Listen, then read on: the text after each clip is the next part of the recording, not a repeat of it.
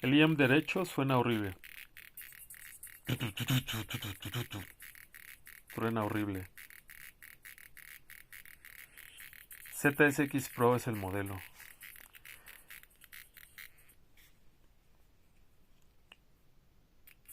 Este es el izquierdo, suena perfecto, limpio.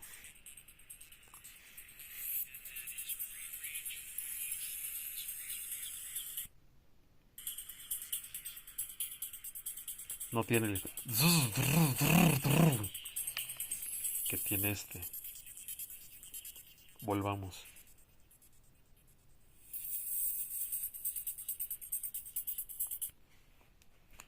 De nuevo el derecho.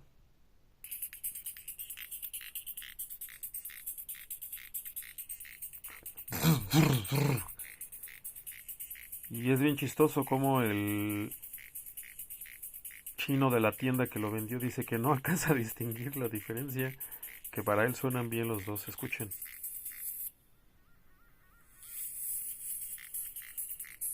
Suena horrible. Ahora imagínense eso pegado a su oído.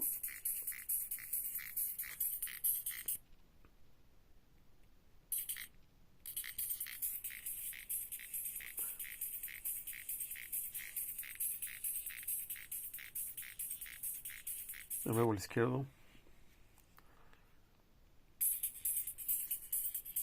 Sonido limpio. No se escucha el... De nuevo el derecho, el que es el que está mala calidad.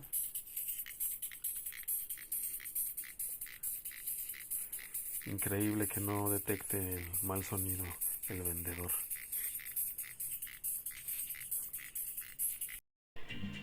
Por supuesto le envié varios videos al vendedor y a esa tienda que aparece en la captura de pantalla, pero alega que no es capaz de escuchar la falla en el IEM izquierdo, que para él suenan bien los dos.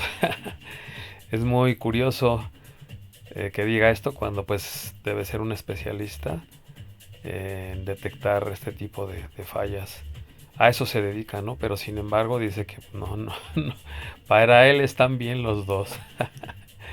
Bueno, pues ahí dejo este video para que ustedes también opinen.